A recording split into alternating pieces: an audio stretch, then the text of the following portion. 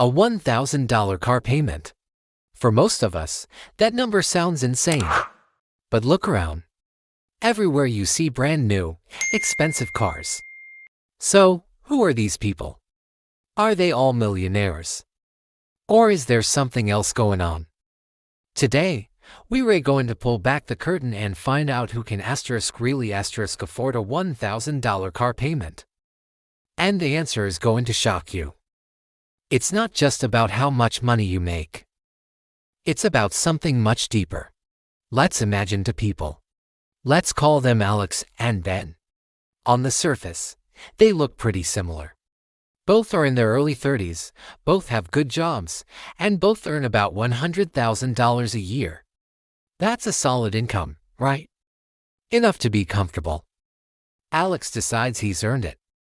He sees that new electric SUV, the one with all the gadgets and the sleek design. The dealership offers him a great deal, or so it seems. A $1,000 monthly payment. Alex thinks, I make over $8,000 a month. $1,000? I can swing that. He signs the papers, drives off the lot feeling like he's on top of the world. Every time he gets in that car, he feels a rush of success. Now, let's look at Ben. Ben also makes $100,000 a year.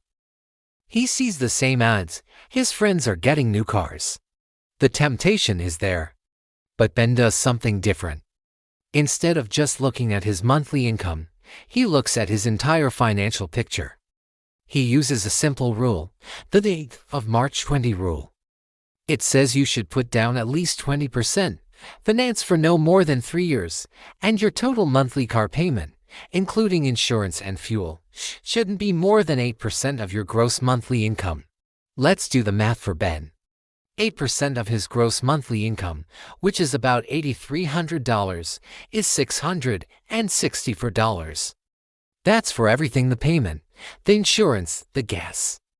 So $1,000 payment alone. It's way over the limit.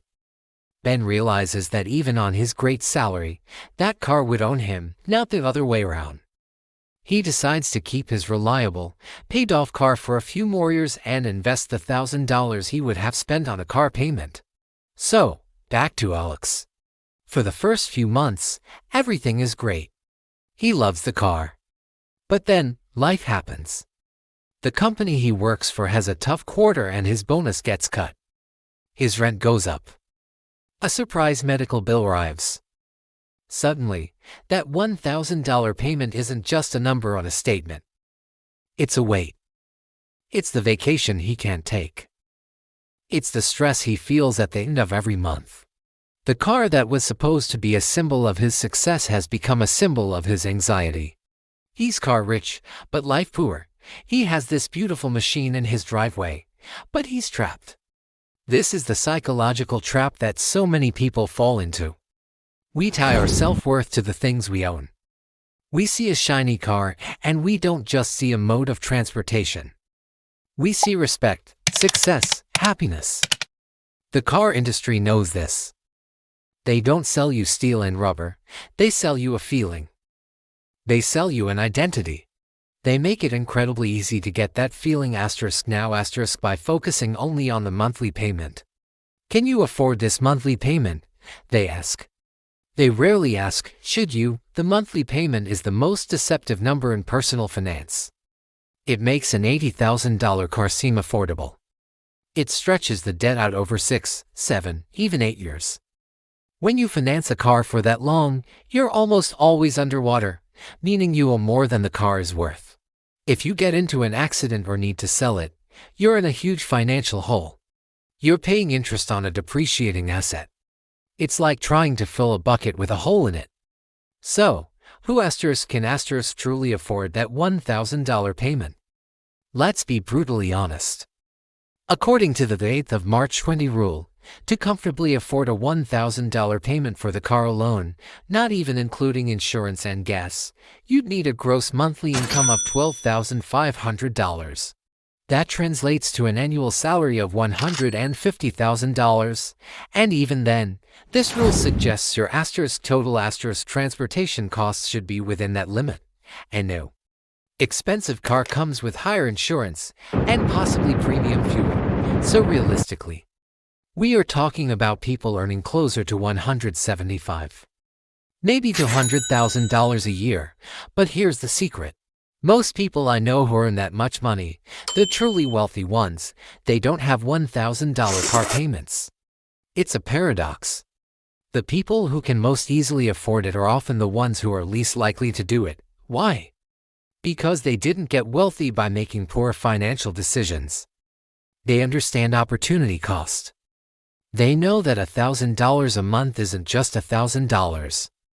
It's $1,000 that could be invested in the stock market, in real estate, and their own business. Let's go back to Ben. He took that $1,000 a month and invested it. Over the 6 years Alex was paying for his car, Ben's investment, with average market returns, could grow to over $85,000. At the end of the 6 years, Alex has a 6-year-old car that's worth a fraction of what he paid for it. Ben has his paid-off car and $85,000. Who's the real winner here?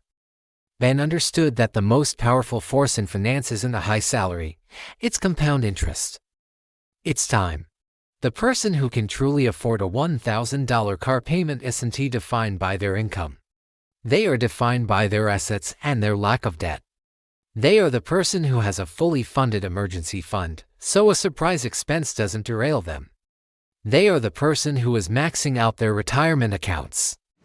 They are the person who has other income-producing investments. Their car payment is just a tiny fraction of their overall net worth, not a massive chunk of their monthly cash flow. For them, it's a choice, not a necessity to feel successful. They can walk away from the car tomorrow, and their financial life wouldn't change. So the next time you see someone driving a $100,000 car, don't automatically assume they're rich. They might be. Or, they might be like Alex, one layoff away from disaster. They might be sacrificing their future peace for a temporary feeling of status today. The real status symbol isn't the car you drive. It's the freedom you have. The freedom to quit a job you hate. The freedom to handle an emergency without panic.